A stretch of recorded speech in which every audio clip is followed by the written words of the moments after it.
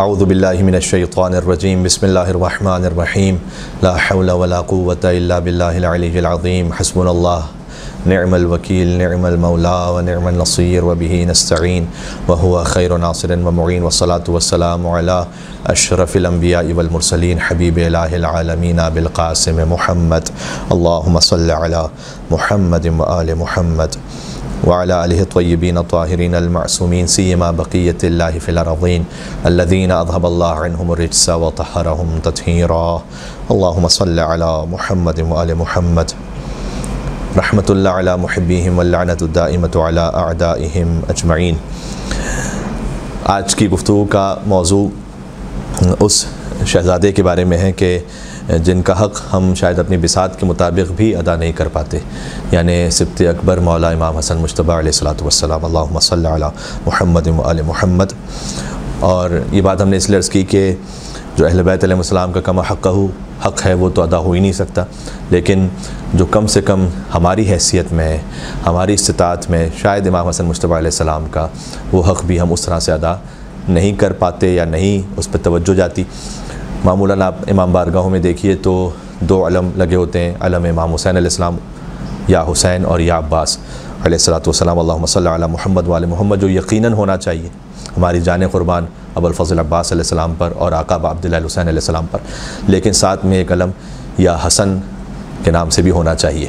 آپ معمولاً دیکھیں گے امام بارگاہوں میں کہ جہاں پر بینرز لگے ہوتے ہیں تو امام حسن علیہ السلام کا بینر آپ کو شاید ہی کہیں نظر آئے، معمولاً پنجدن پاک میں سے یا زہرا یا علی مولا حسین علیہ السلام کے نام سے کوئی نہ کوئی بینر کوئی نہ کوئی اس پہ پرچم لگا ہوتا ہے۔ بہرحال امام حسن مجتبیٰ علیہ السلام کا جو حق ہے وہ ادا ویسے نہیں ہو پاتا جب کہ امام حسن امام حسین کے بھی امام ہیں، اور حسن کو بادشاہ خاص و عام کہتے ہیں، علی کا نائب و قائم مقام کہتے ہیں، دلیل ایک ہی کافی ہے ان کی عظمت میں کہ انہیں حسین بھی اپنا امام کہتے ہیں۔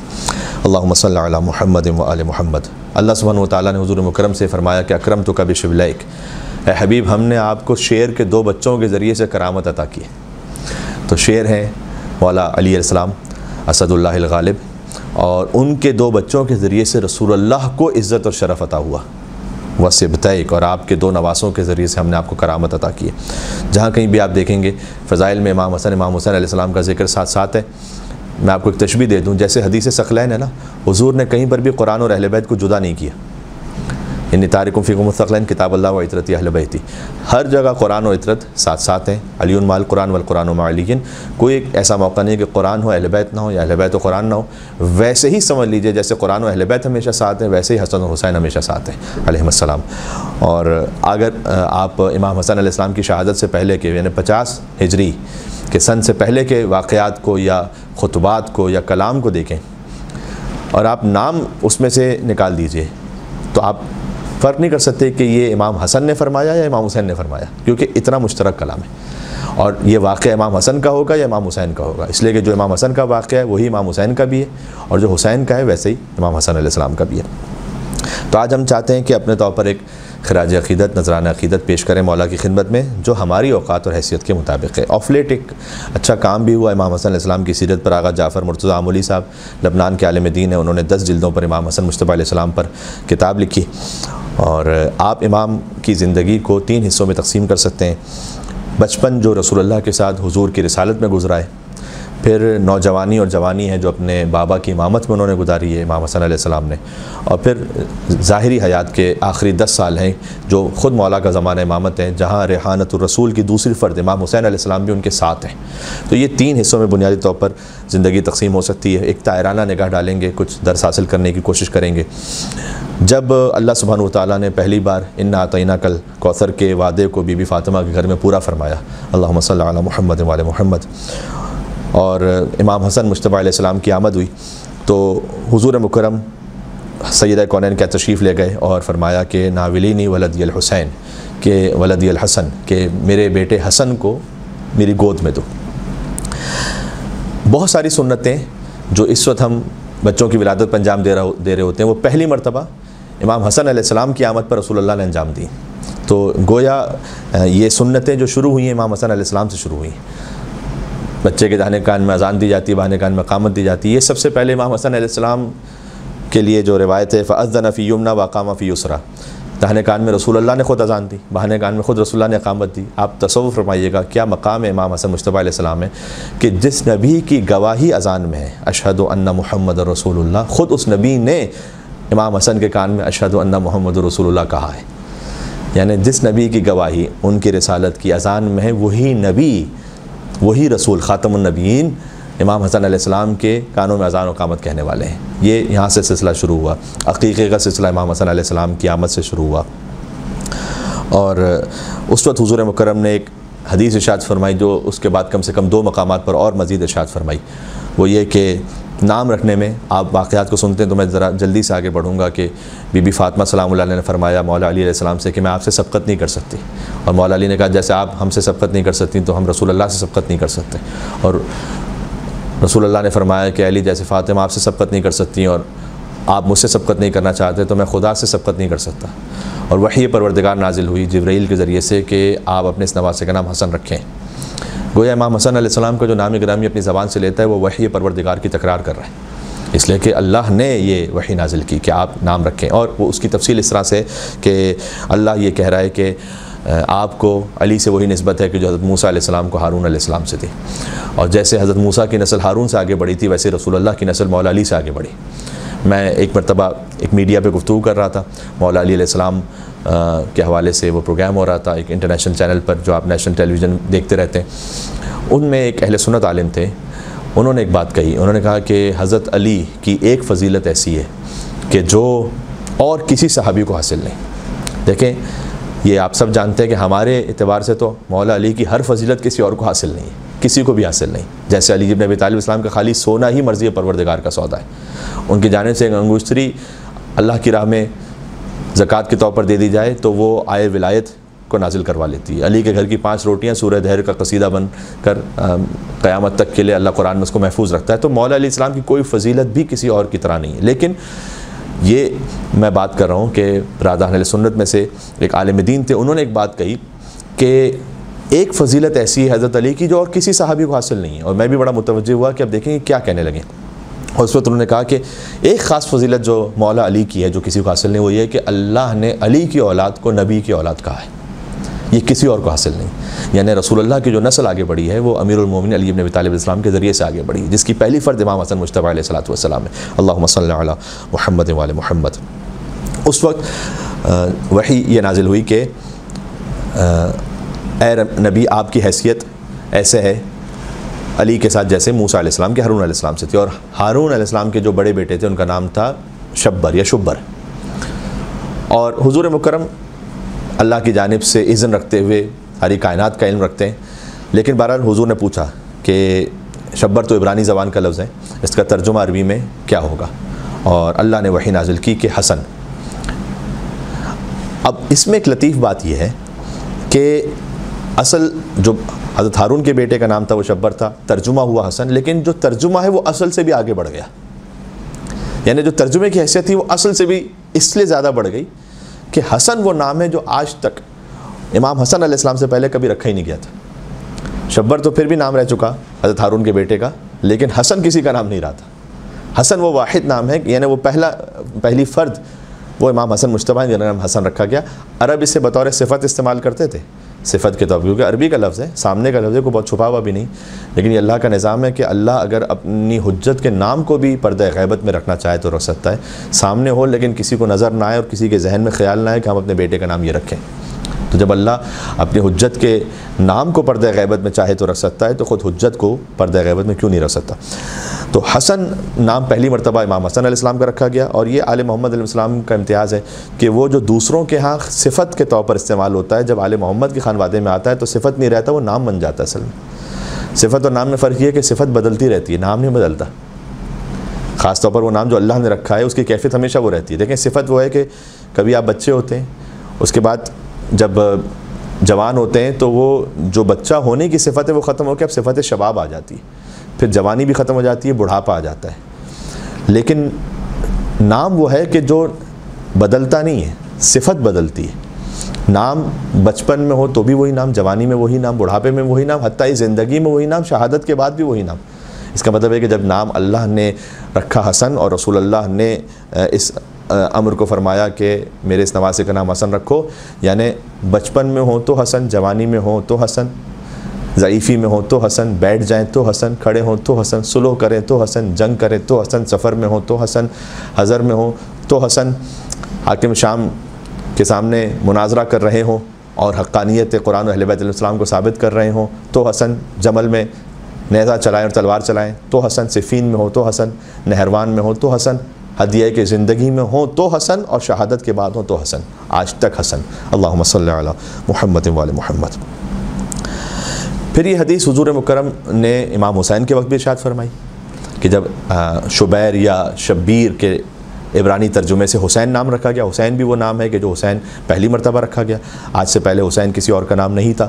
اور پھر ایک موقع پر جب تبوک کے لیے حضور تشریف لے جا رہے تھے، اس وقت مولا علیہ السلام کو مدینہ میں چھوڑ دیا تھا، اس وقت بھی حدیث ارشاد فرمائی کہ علی انت منی بمنزلۃ ہارون من موسیٰ الا انہ لا نبی بعدی۔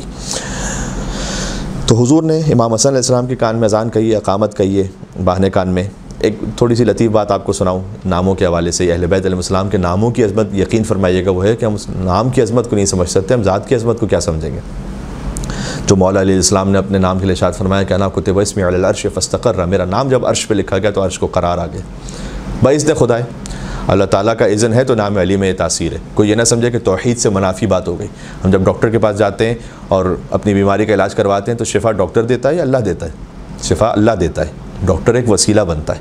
تو ڈاکٹر جیسے وسیلہ بن جاتا ہے، ویسے نام علی بن ابی طالب علیہ السلام کو اللہ سبحانہ و تعالیٰ نے زمین و آسمان کے نظام کے لیے وسیلہ رکھا ہے۔ اللہ نے یہ تاثیر رکھی ہے اس میں مبارک ہے علی بن ابی طالب علیہ السلام میں۔ اور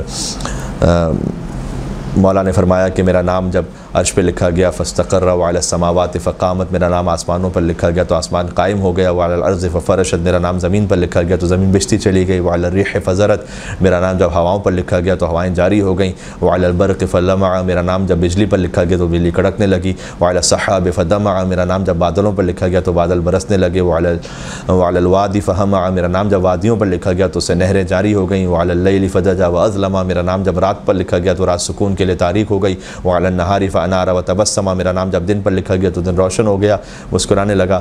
اہل بیت علیہ السلام کے ناموں کی عظمت یہ ہے تو ان کی ذات کی عظمت کیا ہے۔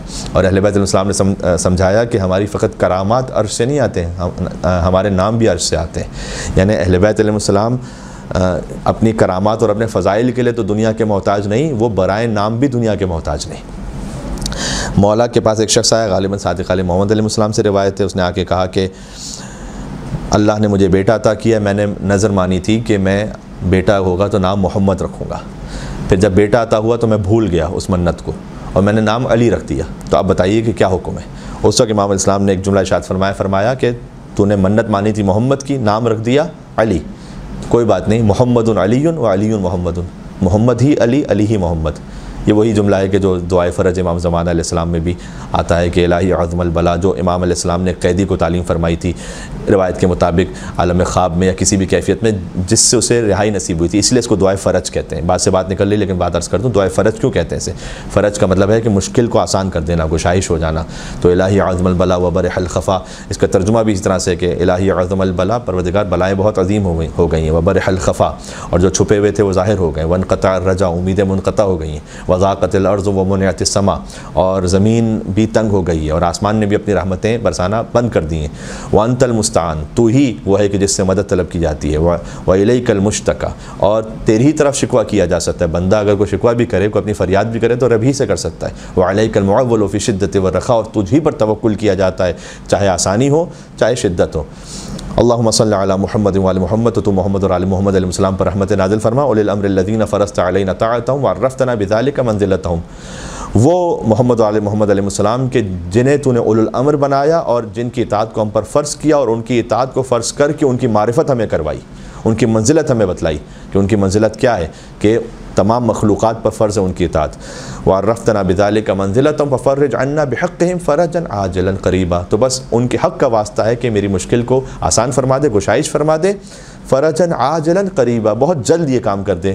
کتنا؟ کلم حل بصر، آنکھ کے جھپکنے کے برابر، اتنا جلدی. او ہوا اقرب، اس سے بھی پہلے پروردگار میری مشکل کو حل کر دے. پھر آپ کیا کہتے ہیں؟ یا محمد ہو یا علی، یا علی ہو یا محمد، اے محمد، اے علی، اے علی، اے محمد علیہ السلام. اللہم صلی علی محمد وعلی محمد اولی الامر الذین فرضت علینا طاعتہم. یہ وہ ہیں کہ جو اولی الامر ہے کہ جن کی اطاعت ہم پر فرض ہے، اور ان کے ذریعے سے اللہ سبحانہ و تعالیٰ نے اپنی مخلوقات تک اپنی حجت کو تمام کیا ہے. اولی الامر الذین فرضت علینا طاعتہم وعرفتنا بذلک منزلہ ففرج عنا بحق فرجا عاجلا قریبا کلمح البصر او اقرب یا محمد یا علی، یا علی یا محمد.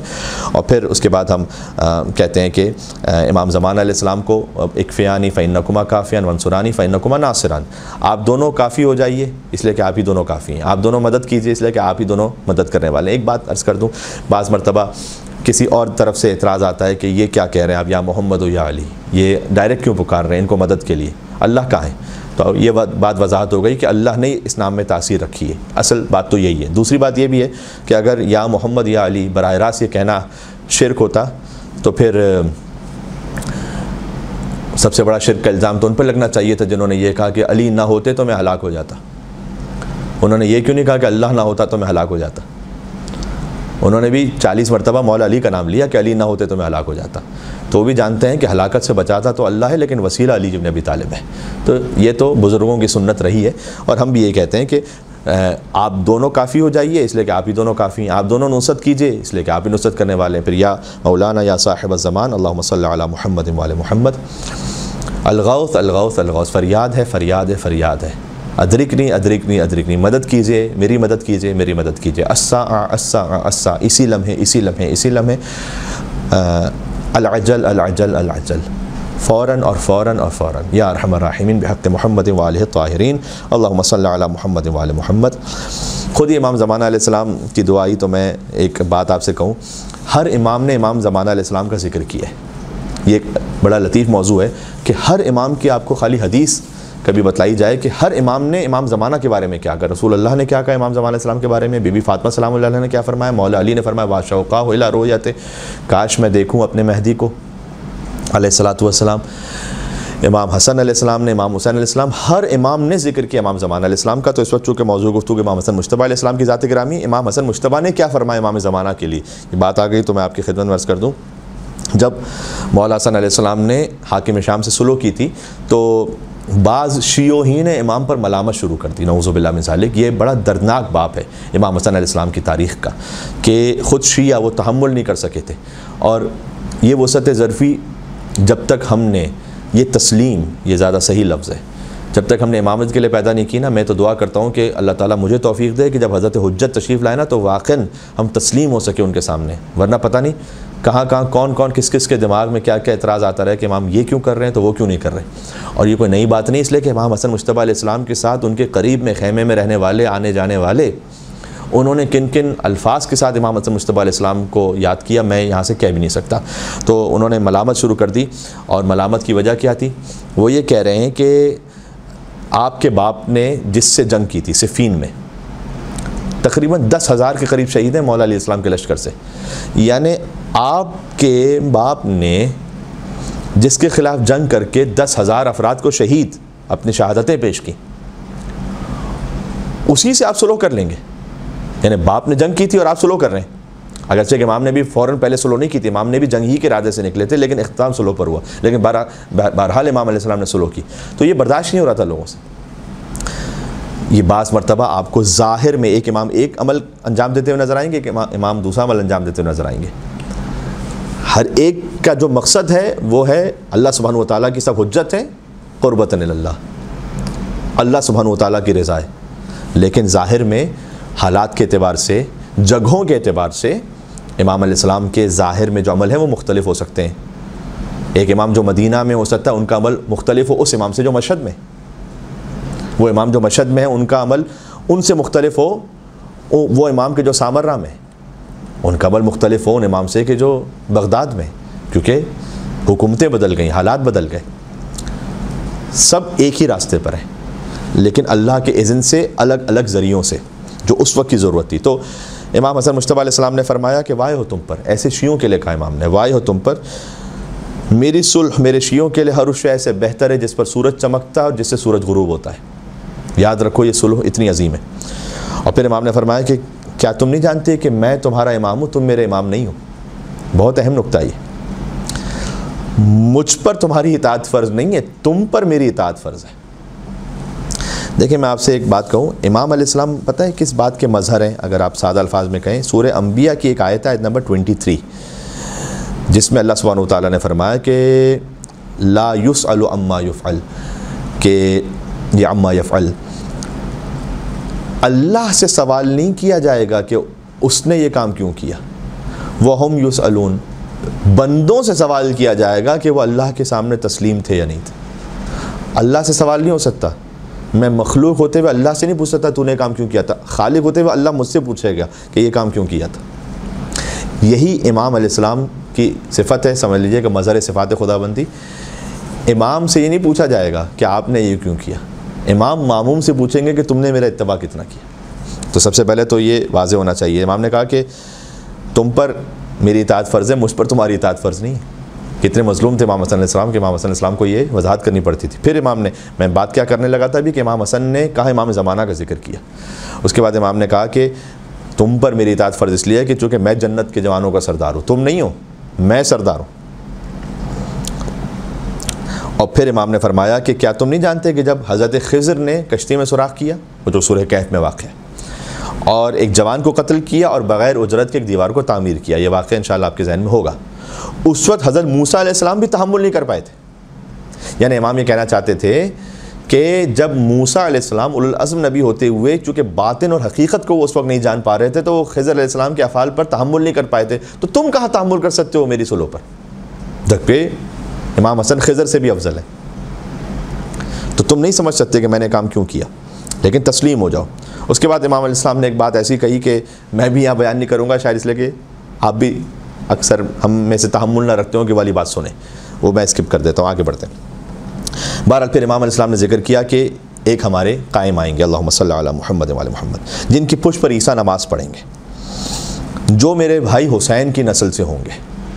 بہت امپورٹنٹ ہے, اس لیے کہ بہت سے مسلمان یہ کہتے ہیں کہ امام مہدی علیہ السلام امام حسن کی نسل سے وہ کہتے ہیں, اور اس وجہ سے نہیں کہ ان کو امام حسن سے بڑی محبت ہو گئی ہے. اس لیے کہ اگر آپ امام حسن علیہ السلام کی نسل سے کہیں تو پھر آپ یہ کہہ سکتے ہیں کہ پتہ نہیں امام حسن کی نسل میں سے کب آئیں گے, وہ ابھی زندہ ہیں یا نہیں, ان کی ولادت ہوئی یا نہیں ہوئی. امام حسین کی نسل سے جب آپ عصمت کے سلسلے میں مانیں گے, اس کا مطلب ہے کہ آپ کو یہ ماننا پڑے گا کہ اگر وہ حسن عسکری کے بیٹے ہیں تو پھر اگر امام مہدی کو امام کہہ رہے ہیں تو پھر حسن عسکری کو بھی امام مانو, پھر ان سے پہلے علی نقی علیہ السلام کو بھی امام مانو, ان سے پہلے امام محمد تقی علیہ السلام کو بھی امام مانو. یعنی امام مہدی کی امامت آپ کو پہنچا دے گی مولا علی کی امامت تک. اس لیے حسین کے سلسلے سے ہیں, اس لیے اس بات پر بڑا اصرار ہے کہ وہ حسین کے سلسلے سے ہیں جو اللہ سبحانہ و تعالیٰ نے رکھا. یہ خود امام حسن نے فرمایا کہ میرے بھائی حسین کی نسل سے ہوں گے امام مہدی علیہ السلام, جن کی ولادت پوشیدہ رکھی جائے گی لوگوں سے, جن کی غیبت طولانی ہوگی.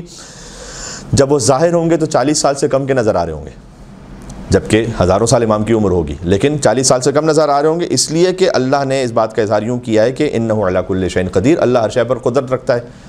اور یہ ایک خطیب ان کی اچھی مثال بھی ہے, کہتے ہیں اللہ تعالیٰ کی مرضی اور اذن ہے, ہمارے سر کے بال ہوتے ہیں, یہ بڑھتے رہتے ہیں, آپ کو ہر مہینے 2 مہینے میں اس کو کٹوانا پڑتا ہے.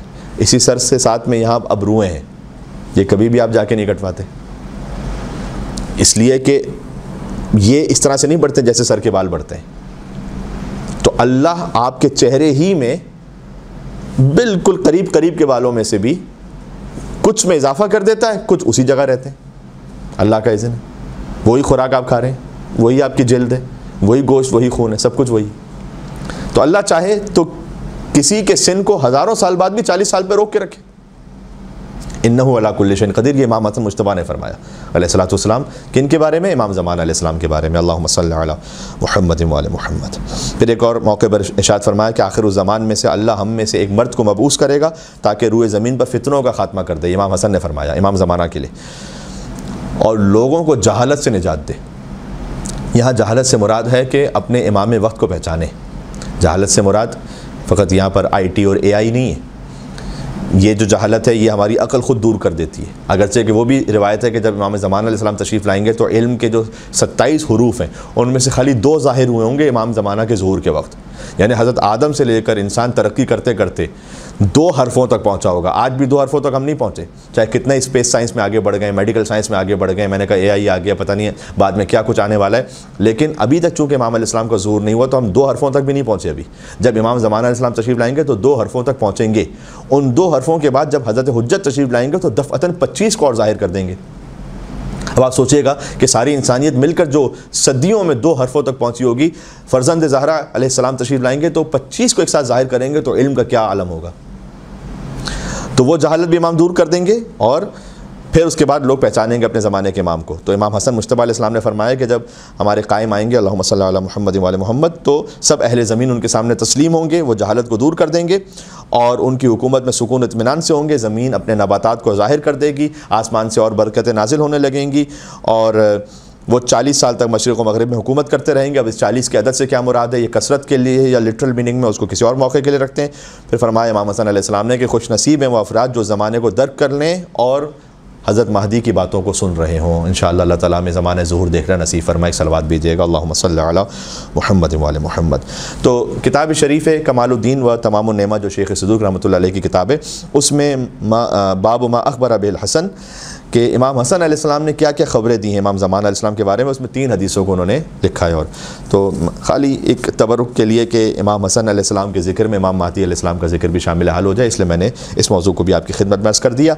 تو اب تک کی بات یہ ہوئی کہ امام حسن علیہ السلام کا جو حق ہے, کما حق کو کوئی نہیں ادا کر سکتا, لیکن جتنا ہماری حیثیت ہے ہم اتنی بھی کوشش شاید نہیں کر پا رہے. ہمیں اس میں کوشش بڑھانی چاہیے. امام حسن علیہ السلام کے بارے میں مزید مجالس ہونی چاہیے, 5 مجالس ہونی چاہیے. ان کا جشن خود آپ دیکھیے گا, 3 شعبان المعظم کو جو عظیم الشان جشن ہوتا ہے, 15 رمضان کو ویسا ہوتا ہے کیا؟ اب میں یہ نہیں کہنا چاہ رہا کہ جو 3 شعبان کو ہو رہا ہے وہ بند ہو جائے, نعوذ باللہ. میں کہہ رہا ہوں جو 3 شعبان کو ہو رہا ہے وہ 15 رمضان کو شروع ہو جائے. 15 رمضان المبارک کو حق امام حسن علیہ السلام یہ ہے کہ 1 2 3 دن جس طرح سے مسلسل امام حسین علیہ السلام کا جشن ہم کرتے ہیں, ویسے ہی امام حسن علیہ السلام کا جشن کریں اہتمام کے ساتھ, پورے انہی بھرپور محفلوں کے ساتھ انشاءاللہ, جس میں شاعر اہل بیت کا خیال رکھا جائے وہ محفل ہو. خود حضور مکرم نے فرمایا کہ میری ہیبت کا وارث حسن ہے اور جود و کرم کا وارث حسین ہے. البتہ یہ ہے کہ تمام چیزوں کے تمام ہی ائمہ وارث ہیں, لیکن جو اظہار امام حسن سے ہوا وہ رسول اللہ کی ہیبت کا ہوا, اور جود و کرم رسول اللہ کا اس کا اظہار امام حسین علیہ السلام سے ہوا. میں نے عرض کیا تھا جہاں گفتگو شروع ہوئی تھی کہ 3 حصوں میں تقسیم کر سکتے ہیں زندگی. ایک جو اپنے نانا رسول اللہ کے ساتھ گزری جو 8 برس تک کا سن ہے, پھر اس کے بعد جو اپنے بابا مولا علی علیہ السلام کے ساتھ گزری ان کی امامت میں, اور پھر آخری زندگی کے 10 سال خود کی امامت کا زمانہ تھا جس میں امام حسین علیہ السلام ان کے ساتھ شریک ہیں.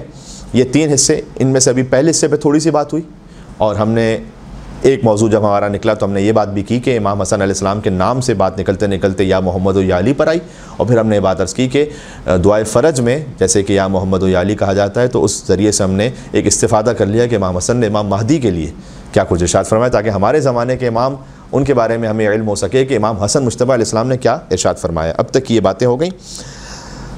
آپ سمجھ لیجئے کہ بس جب امام حسن علیہ السلام کی آمد ہوئی, رسول اللہ نے جب نام رکھا, تو پھر 8 سال تک رسول اللہ صلی اللہ علیہ وسلم امام حسن کا قصیدہ ہی پڑھتے رہے. کبھی انہیں جنت کے جوانوں کا سردار کہا, کبھی اپنی شبیہ کہا, کبھی اپنی نانی خدیجۃ الکبریٰ کی شبیہ کہا.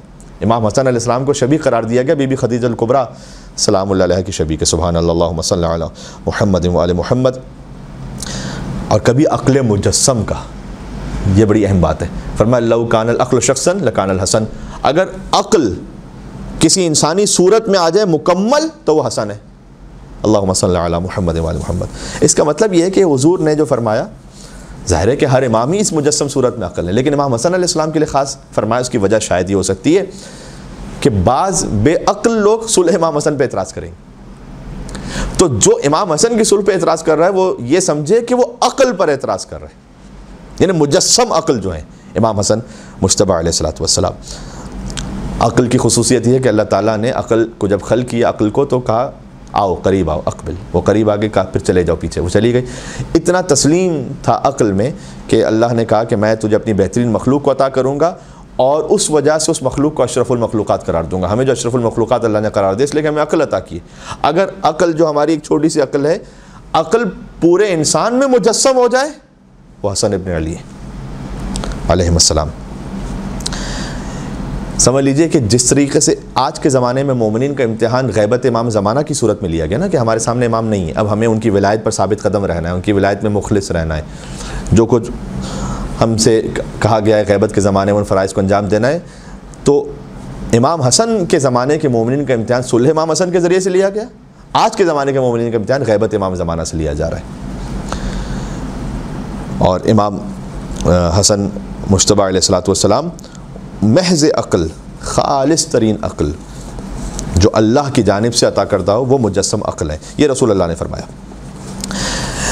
تو حضور مکرم فضائل پڑھتے رہے۔ ہاں ایک موقع اس طرح سے ہے کہ حضور مکرم نے اتنے زیادہ فضائل بیان کیے امام حسن اور امام حسین علیہ السلام کے کہ اگر کوئی چھپانا بھی چاہتا تھا تو بالآخر یہ ہوا کہ فریقین کی کتابوں میں یا وہ افراد کے جو امام حسن کو بطور امام اس کیفیت میں نہیں مانتے، 56 حدیثیں آئیں جو مخصوص تھی امام حسن علیہ السلام سے، امام حسن کے فضائل پر۔ البتہ یہ کہ بعض لوگوں نے کچھ قینچی کی، یعنی یہ کہ کسی حدیث کا ابتدائی حصہ ان کے معاملات سے تھوڑا خلاف جاتا تھا تو اس کو کٹ کر دیا، آخری حصہ لکھ دیا، یا آخری حصہ کوئی معاملہ تھوڑا سا مشکل کر دیتا تھا تو پہلا حصہ لکھا آخری نہیں لکھا، یہ ہوا حدیث کی کتابوں میں۔ امام حسن علیہ السلام پر یہ ظلم بھی ہوا ہے۔ مثلا امام حسن امام حسین پوچھتے رسالت پر سوال ہیں، اور نعم الجمل جملکما، کتنا ہی بہترین ہے تمہارا یہ جمل کا لفظ استعمال ہوا یہاں پر، یعنی تمہاری سواری۔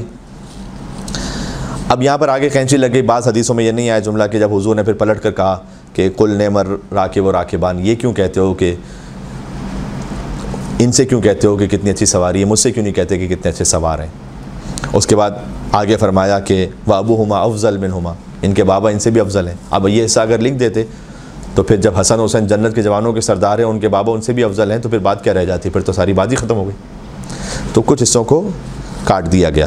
یہ خالی آپ کے ذہن میں رہے کہ بعض حدیثیں آدھی لکھی گئی ہیں بعض کتابوں میں جو فریقین کی اور باقی کتابوں میں آئی ہیں۔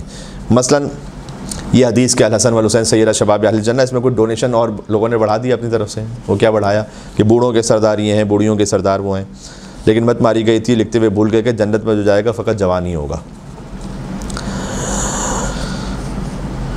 ایک موقع ایسا آیا کہ امام حسن علیہ السلام، واقعہ سنا ہوا ہے، خالی میں بلاغت امام حسن پہ بات کر لوں کہ امام حسن علیہ السلام گفتگو فرما رہے ہیں اپنی والدہ سے، جو بیان کیا کرتے تھے کہ نانا نے کیا فرمایا ہے مسجد میں۔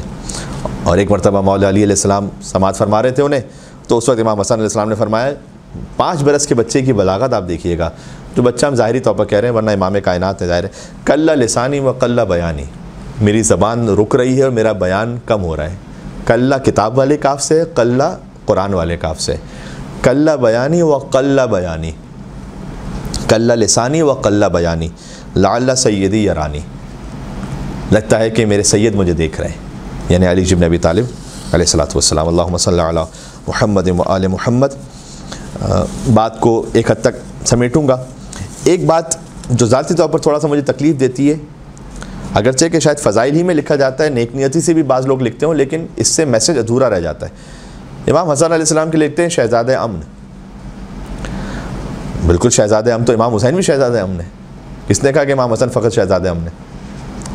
میں نے ابھی عرض کیا کہ جب رسول اللہ نے کبھی ان شہزادوں میں جدائی نہیں رکھتی تو ہم کیسے جدائی رکھ سکتے ہیں؟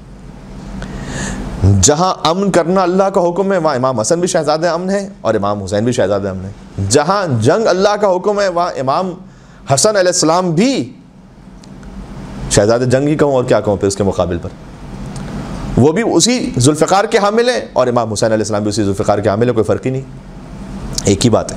تو اس بات کو ذہن میں رکھیے گا کہ خالی امام حسن علیہ السلام کو یہ کہہ کر ہم نہیں کہہ سکتے کہ ایک کو شہزادہ امن کہیں، دونوں کو ایک ہی کیفیت میں آپ شامل کریں گے۔ دونوں کا مزاج ایک ہے، وہ کیا ہے؟ صبغت اللہ، اللہ کا رنگ۔ قرآن میں اللہ نے کہا اللہ کا رنگ، دونوں اللہ ہی کا رنگ رکھتے ہیں۔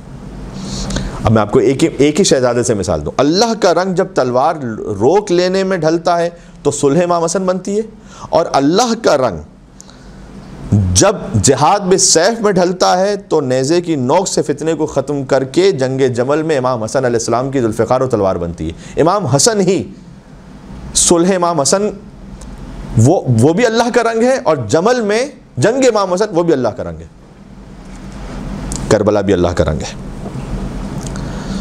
تو رسول اللہ نے جب ان دو شہزادوں میں جدائی نہیں رکھی تو ہم کیسے رکھ سکتے ہیں؟ پھر حضور مکرم کے واقعات ان کی زندگی کے امام حسن علیہ السلام کے اور بھی کئی سارے ہیں. آپ واقعات تو ظاہر سماعت فرماتے ہیں.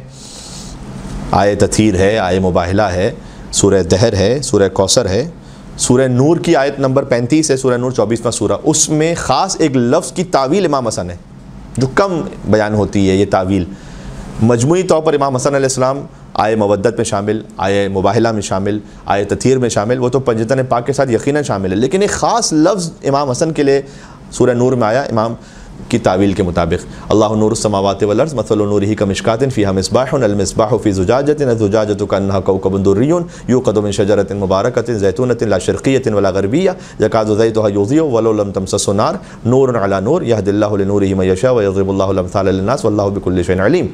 یہ سورہ نور کی آیت نمبر 35 ہے. اللہ زمین و آسمان کا نور ہے، اس کے نور کی ایک مثل ہے جیسے کہ ایک طاق ہو، طاق میں چراغ ہو، چراغ فانوس میں ہو، وہ فانوس روشن ہے ایک شجرہ مبارکہ زیتونیہ سے جو نہ مشرقی ہے نہ مغربی ہے بلکہ صراط مستقیم پر ہے، اور یہ چراغ ہمیشہ اپنی روشنی دیتا رہے گا. یہ شجرہ مبارکہ چاہے تم اسے روشن نہ بھی ہونے دو، اس لیے کہ ایک نور کے اوپر دوسرا نور آتا رہے گا، اور اللہ جیسے چاہتا ہے اپنے نور کی ہدایت کر دیتا ہے، اور اللہ انسانوں کے لیے مثال بیان کرتا ہے. بڑی لطیف اور بہت ہی سمبولک آیت ہے. اس میں امام علیہ السلام نے فرمایا کہ اللہ زمین و آسمان کا نور ہے، اس کے نور کی مثل ہے جیسے دیوار میں ایک طاق یعنی چراغ رکھنے کی جگہ. یہ جو چراغ رکھنے کی جگہ ہے یہ طاق المشکات یا فاطمہ بی بی فاطمہ ہے سلام اللہ علیہ، جہاں نور الہی رکھا ہوا ہے. اور المصباح وہ جو چراغ ہے اس طاق میں وہ حسن ہے. اللہم صلی علی محمد وعلی محمد. یہ چراغ ایک فانوس میں، وہ فانوس امام حسین ہے، یعنی چراغ کی روشنی پھیلتی ہے فانوس سے. تو معمولاً یہ ہوتا ہے کہ ذکر امام حسین ہی میں ذکر امام حسن شامل ہو جاتا ہے. تو اس آیت میں مصباح الہی یعنی چراغ الہی کو کہا گیا، یہ امام حسن مراد ہے یہاں پر. اسی طرح سے سورہ فجر جیسے سورہ امام حسین علیہ السلام کہتے ہیں 89 سورہ قرآن کا، والفجر واللیال عشر والشفع والوتر واللیل اذا یسر هل فی ذلک قسم لذی حجر. یہ جو ابتدا میں اللہ سبحانہ وتعالیٰ نے قسمیں کھائی ہیں نا، یہ سورہ امام حسین ہے آخری آیتوں کی وجہ سے. یا ایتھا النفس المطمئنہ ارجعی الی ربک راضیۃ مرضیہ فادخلی فی عبادی وادخلی جنتی. لیکن اس کی جو ابتدائی آیتیں اس میں قسم ہے، ایک فجر کی قسم، 10 راتوں کی قسم، جفت کی قسم، طاق کی قسم، پھر ایک رات کی قسم جو گزر رہی ہے. اب اس کا ایک ظاہر ہے، اس کا ایک باطن ہے. ظاہر میں ذی الحج کی 10 راتیں بھی مراد ہیں، بعض نے محرم کی 10 راتیں بھی لی ہیں، اور ایک فجر کی قسم. لیکن اس کا ایک باطن بھی ہے جو امام علیہ السلام نے فرمایا کہ یہاں 14 معصومین علیہ السلام کی قسمیں. والفجر سے مراد قائم آل محمد عجل اللہ تعالیٰ فرجہ الشریف، اللہم صلی علی محمد وعلی محمد. امام زمانہ علیہ السلام کی قسم والفجر ولیال عشر، اور 10 راتوں کی قسم. یہاں امام حسن مجتبی علیہ السلام کا ذکر ہے. 10 راتوں کی قسم امام نے فرمایا کہ 10 اماموں کی قسم من الحسن الی الحسن، ایک حسن سے دوسرے حسن تک، یعنی مولا حسن مجتبی سے مولا حسن عسکری تک کی قسم. یہ 10 اماموں کا، یہ خاص امام حسن کا ذکر ہے اس قسم میں. اور والشفع والوتر، اور 2 برابر کی ہستیوں کی قسم، یعنی علی و فاطمہ زہرا سلام اللہ علیہما کی قسم جو مرج البحرین یلتقیان میں بھی ہے اور والشفع والوتر میں بھی ہے. اور ایک تنہا کی قسم یعنی اللہ سبحانہ وتعالیٰ کی قسم، یا اس کی ایک تنہا مخلوق جو افضل کائنات ہیں حضور مکرم صلی اللہ علیہ وآلہ وسلم کی قسم. اللہم صلی علی محمد وعلی محمد. تو رسول اللہ صلی اللہ علیہ وسلم کی زندگی تک کے جو واقعات ہیں امام حسن مجتبی علیہ السلام کے، اس کا ایک ہلکا سا خاکہ میں نے عرض کر دیا. پھر میں بس تھوڑا سا اشارہ کر دوں. مولا علی علیہ السلام کی امامت جب شروع ہوئی، یعنی بعد وفات رسول آپ جانتے ہیں سخت ترین حالات تھے.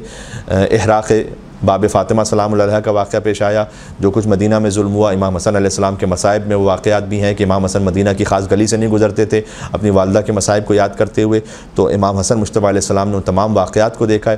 لیکن اس موقع پر امام حسن علیہ السلام کا آپ کو باقاعدہ کوئی کلام نہیں ملے گا، اس لیے کہ باپ پر ظلم ہو رہا ہے اور بابا ہی لسان اللہ ناطق ہے. تو بس ان کے سامنے سر تسلیم خم تھے کہ جو بابا کا حکم ہو. تو لیکن ایک موقع جو ڈاکومنٹڈ ایک پہلا واقعہ آپ سمجھ سکتے ہیں مولا علی کی امامت کا، امام حسن علیہ السلام کا کلام آپ کو اس وقت ملتا ہے کہ ایک مرتبہ بیت الشرف سے نکلے، مسجد النبی کے ممبر کے پاس آئے. ایک بچہ تھا کہ جو کسی کا جو ممبر پر چڑھ گیا تھا، اس سے کہا کہ انزل عن ممبر ابی واذهب الى ممبر ابیک، میرے باپ کے ممبر سے اتر اپنے باپ کے ممبر پر جا.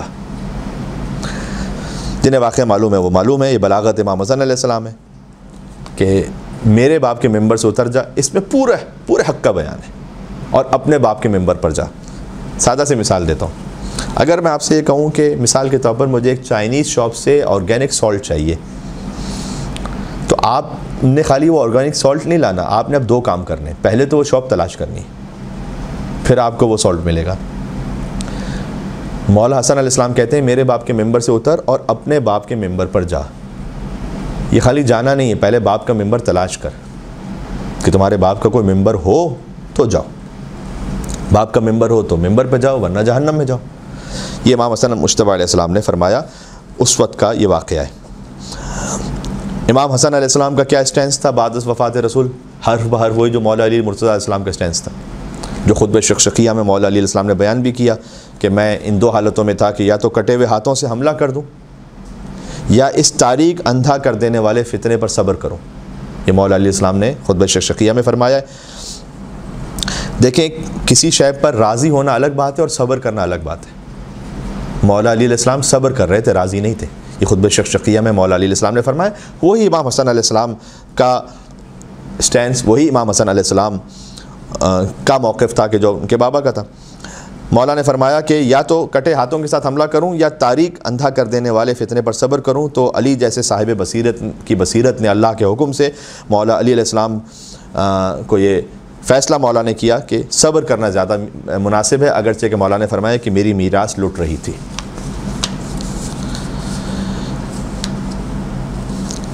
اور پھر مولا علی علیہ السلام کی امامت کے زمانے میں ہمیں جمل کا واقعہ ملتا ہے، جہاں جمل کے فاتح امام حسن مجتبیٰ علیہ السلام ہے۔ چونکہ وہ واقعہ بہت مرتبہ پڑھا جاتا ہے کہ محمد حنفیہ آگے بڑھے اور وہ اس طرح سے اس لشکر کو نہ چیر سکے جس طرح سے امام حسن علیہ السلام نے کیا، اور پھر اس کے بعد مولا علی علیہ السلام نے تسلی دیتے ہوئے کہا محمد حنفیہ سے کہ بیٹا مقابلہ دو برابر کی ہستیوں کا ہوتا ہے، آپ اپنے آپ کو رنجیدہ نہ کریں کہ آپ وہ کام نہیں کر سکے جو حسن نے کر دیا، اس لیے کہ آپ کا حسن سے کوئی تقابل نہیں، آپ میرے بیٹے حسن محمد مصطفیٰ کے بیٹے ہیں۔ اللہم صلی علی محمد وعلی محمد، سبحان اللہ۔ ایک موقع ایسا ہے کہ جہاں مولا علی نے خط میں امام حسن کو یاد کیا، خط نمبر 6 نہج البلاغہ کا، حاکم شام کے نام ہے۔ اتخوفونی بالحرب، اے حاکم شام تو کیا مجھے جنگ سے ڈرا رہا ہے؟ اب یہ صفین کی بات ہو رہی۔ فواللہ ما بنی امیہ باشد بأسا یوم بدر من بنی ہاشم، سادہ الفاظ میں کہوں تو یاد رکھ کہ بدر کے دن بنی امیہ کی کوئی حیثیت ہی نہیں تھی بنی ہاشم کے سامنے۔ پھر امام نے فرمایا وَإِنِّي أَنَا أَبُو الْحَسَن، یاد رکھ کہ میں حسن کا باپ علی ہوں۔ یعنی مولا علی علیہ السلام نے اپنے آپ کو نسبت دی مولا حسن مجتبیٰ علیہ السلام سے۔ علی جیسا کل ایمان جس کے باپ ہونے پر فخر کرے وہ بیٹا ہے حسن ابن علی۔ اللہم صلی علی محمد وعلی محمد۔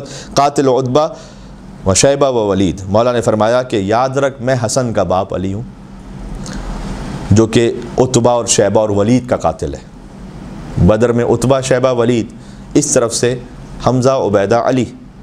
تو مولا علی علیہ السلام نے 35 بدر میں مارے تھے، اور جو 70 کل مارے گئے تھے 35 اکیلے علی نے مارے، باقی 35 میں بھی علی شریک تھے۔ تو یہ لہٰذا مولا نے فرمایا کہ عتبہ اور شیبہ ولید کا قاتل بھی میں ہوں۔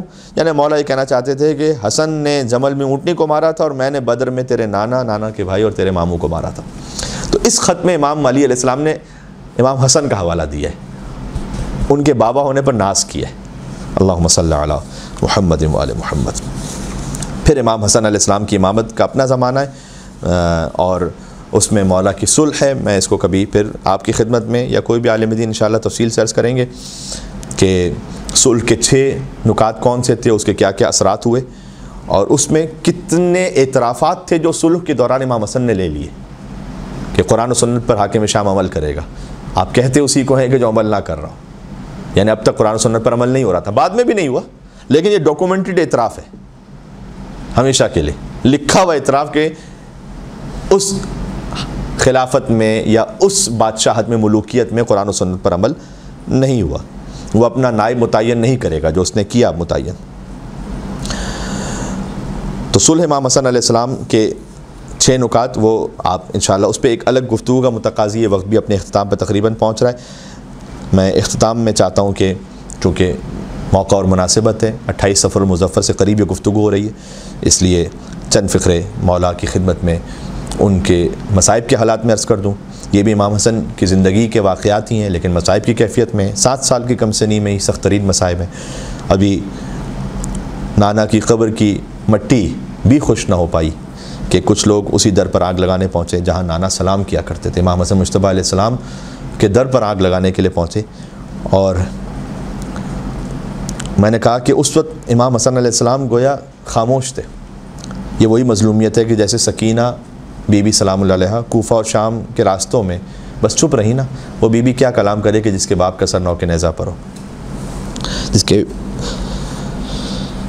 تو بس وہ بیٹا حسن مجتبیٰ کیا گفتگو کرے کہ جس کے باپ کی گردن میں رسی باندھ کر اسے مدینہ کی گلیوں میں لے جایا گیا ہو۔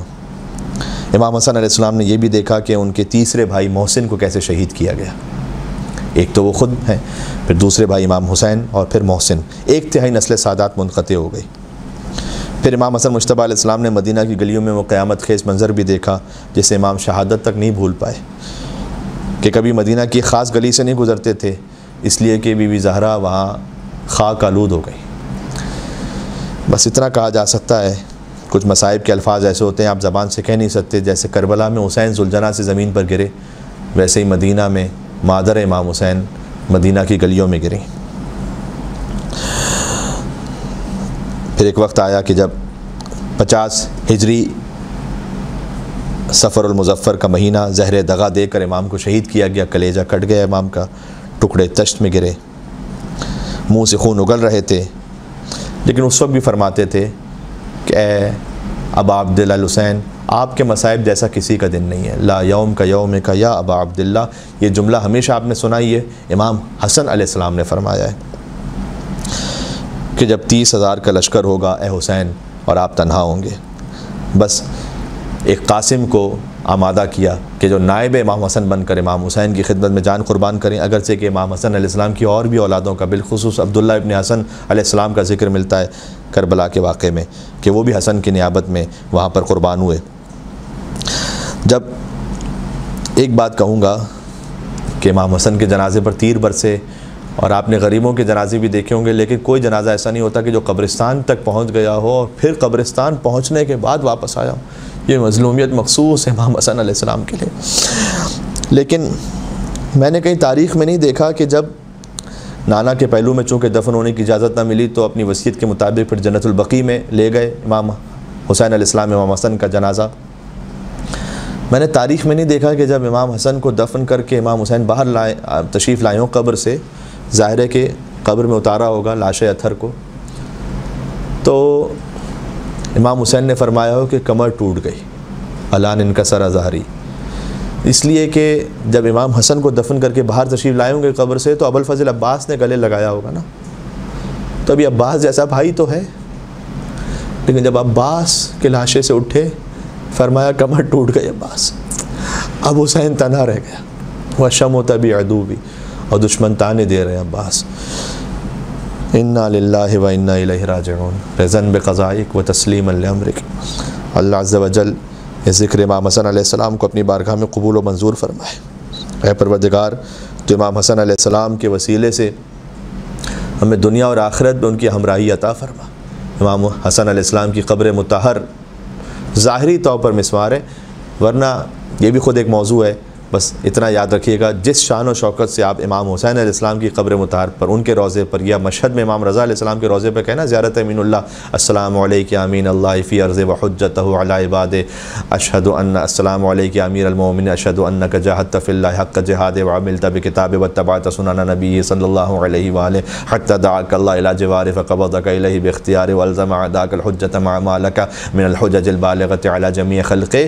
جس اہتمام کے ساتھ آپ زیارت امین اللہ وہاں پڑھیں، یا جس اہتمام کے ساتھ زیارت جامع کبیرہ پڑھیں، السلام علیکم یا اہل بیت النبوہ و موضع الرسالہ و مختلف الملائکہ و محبت الوحی و خزان العلم و منتہى الحلم و اصول الکرم و قادت الامم و اولیاء النعم و عناصر الابرار و دائم الاخیار و ساست العباد و ارکان البلاد، جس اہتمام کے ساتھ آپ کاظمین میں سامر، اسی اہتمام کے ساتھ قبر امام حسن پر، کوئی فرق نہیں، وہی شان و شوکت ہے، وہی رعب اور دبدبہ ہے، وہی جلالت ہے۔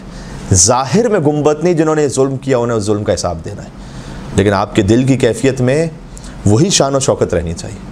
یہ بات ذہن میں رکھیے گا، جنت البقیع میں اندر نہ پڑھ سکیں تو باہر، وہاں باہر نہ پڑھ سکیں تو آپ اپنے گھر سے کم ان تاریخوں میں ایک موقع نکالیں کہ ائمہ بقیع کے لیے ایک زیارت امین اللہ پڑھیں، یہ ایک زیارت جامع کبیرہ پڑھیں انشاءاللہ سے۔ پروردگار تو ہمیں توفیق عطا فرما، امام حسن علیہ السلام کے صدقے میں ہمارے دسترخوان میں وسعت عطا فرما۔ لازمی سی بات ہے کہ امام حسن کی سخاوت پر اس وقت کوئی بات نہیں ہو سکی، امام حسن کی بلاغت پر کوئی تفصیل سے بات نہیں ہو سکی، آپ سنتے رہتے ہیں ان موضوعات کو، اور یہی ہم عرض کرنا چاہ رہے ہیں کہ امام حسن علیہ السلام پہ زیادہ سے زیادہ مجالس ہونی چاہیے تاکہ سیرت امام حسن علیہ السلام بھی زیادہ سے زیادہ سامنے آتی رہے، واقعات کا بیان ہوتا رہے۔ پروردگار ہمارے دسترخوان میں وسعت عطا فرما، وسعت رزق حلال عطا فرما، مریضوں کو امام حسن مجتبی علیہ السلام کے صدقے میں شفاء کامل عاجلہ عطا فرما، عمرہ کی سعادت بالخصوص نصیب فرما۔ جو حج پر جو واجب ہیں انہیں تو جانا واجب ہے، لیکن ہمارے یہاں پر عمرہ سے کوتاہی برتی جاتی ہے، اور ساتھ میں خالی آپ عمرہ نہیں کر رہے، 6 معصومین کی زیارت کر رہے ہیں۔ مدینہ سے ہرگز کوتاہی نہ برتیں، مدینہ آپ کا ہے، آپ نے مدینہ جانا ہے، خاص طور پر سادات کرام، آپ کے جد وہاں پر ہیں، آپ کی جدہ وہاں پر ہے۔ کربلا پر ہماری ہزاروں جانیں قربان ہوں، کربلا کی زیارت کو کبھی ترک نہ کریں، مشہد کی زیارت کو کبھی ترک نہ کریں، لیکن مدینہ کی زیارت کو کیوں ترک کر کے بیٹھے ہوئے ہم؟ اس پر بھی اہتمام ہونا چاہیے۔ مدینہ ضرور جائیے، سال میں ایک مرتبہ موقع ملے آپ کے پاس، ضرور جائیے مدینہ، وہاں مولا حسن علیہ السلام کو سلام کیجیے، رسول اللہ صلی اللہ علیہ وسلم، بی بی فاطمہ سلام اللہ علیہ، امام حسن علیہ السلام، امام زین العابدین علیہ السلام، امام محمد باقر علیہ السلام، امام جعفر صادق علیہ السلام، مادر ابو الفضل عباس، بی بی ام البنین سلام اللہ علیہ، اور کتنے اولیاء، حضرت حمزہ علیہ السلام۔ انشاءاللہ پروردگار ہمیں وزارت نصیب فرمائے، امام مہدی علیہ السلام کے ساتھ ہمارا شمار فرمائے، حق امام حسن مجتبی علیہ السلام، آپ کی حاجات ہماری حاجات پوری ہوں، اور حضرت کا زمانہ ظہور دیکھنا ہم سب کو نصیب فرما۔ ربنا تقبل منا انک انت السمیع العلیم، بجائے محمد و آلہ الطیبین الطاہرین، جزاکم اللہ خیر الجزا۔